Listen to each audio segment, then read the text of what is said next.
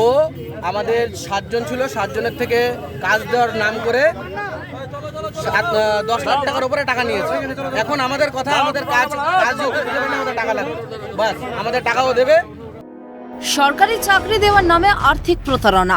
জলপাইগুড়িতে যুবককে মারধর করে পুলিশের হাতে তুলে দিল প্রতারিত যুবকরা।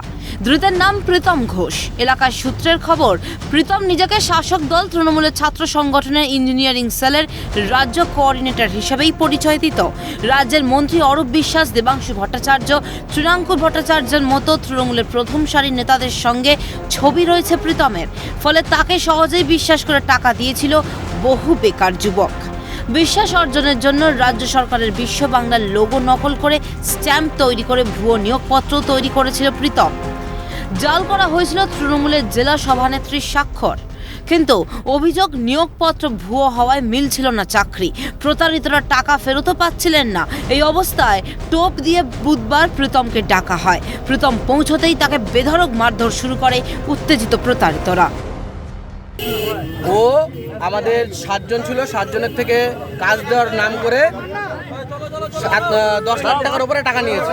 এখন আমাদের কথা, আমাদের কাজই ওকে দিতে পারে না, আমাদের টাকা লাগবে, বাস আমাদের টাকাও দেবে। তারপরে হ্যাঁ, ও তো বলেছে ও ইঞ্জিনিয়ারিং সেলের চিফ কোঅর্ডিনেটর রাজ্যের তৃণমূলের, এটা বলেছে। কি বলে নিয়েছে? গ্রুপটির চাকরি দিবে, সরকারি চাকরি, এবং একটা লেটার দিছে, সেটা ফেক।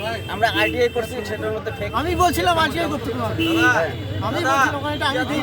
বলছি আপনার মতন এরকম কতজনের কাছ থেকে নিয়েছে? 6-7 জন আছে। আমাদের তো বলেছে অনেক, আপনার ওনার অনেক আছে। আর্থিক লেনদেনের কথা স্বীকার করে প্রীতম দাবি করেছে টাকা তার মাধ্যমে অমিত সাহা নামে কলকাতার একজনের কাছে পৌঁছে গিয়েছে। আমার থেকে কলকাতা অমিত নামে একজন নিয়েছে, অমিত সাহা। সে নাকি তৃণমূল করে? না, সে কোনো পার্টি করে না, সে পার্টির সাথে যুক্ত নেই, ঠিক আছে? তবুও ওদেরকে আমি বলছি, তোমরা আজকে চলো আমার বাড়িতে, আমি তোমাদেরকে টাকা দিয়ে দিচ্ছি। কিভাবে এত সাহস পাচ্ছে প্রতারকরা? ওয়াকিবহাল মহল মনে করছে শিক্ষা থেকে শুরু করে পুরসভা একের পর এক নিয়োগ দুর্নীতিতে অভিযোগ উঠেছে।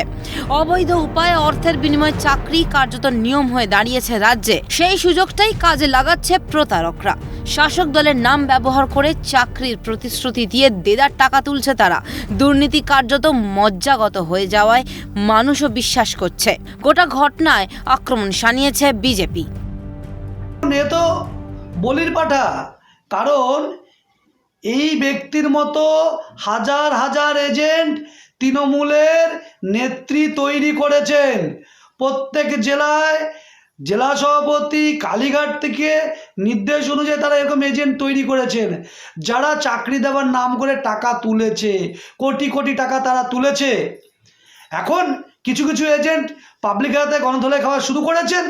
আগামী দিন সময় আসছে, দেখুন না, কান টানলে মাথা আসবে। মুখ খুলেছে তৃণমূল যে ও আমাদের দলের কেউ নয়। গত লোকসভা নির্বাচনের পর ওর কিছু আর্থিক দুর্নীতি আমাদের কাছে আসে। সেই সময় জলপাইগুড়ি জেলা তৃণমূল কংগ্রেসের সভানেত্রী মুখাগব এবং রাজ্য তৃণমূল ছাত্র পরিষদের সভাপতি তৃণাঙ্কুর ভট্টাচার্য উভয়ে একসাথে ওকে দল থেকে নিষ্কাশন করা হয় এবং ও যেই পদে ছিল সেই পদের থেকে তাকে অপসারিত করা হয়। যোগ্যদের বঞ্চিত করে অযোগ্যদেরই চাকরি, কি রাজ্যের ভবিতব্য হতে চলেছে? তিতাস পালের রিপোর্ট, ক্যালকাটা নিউজ।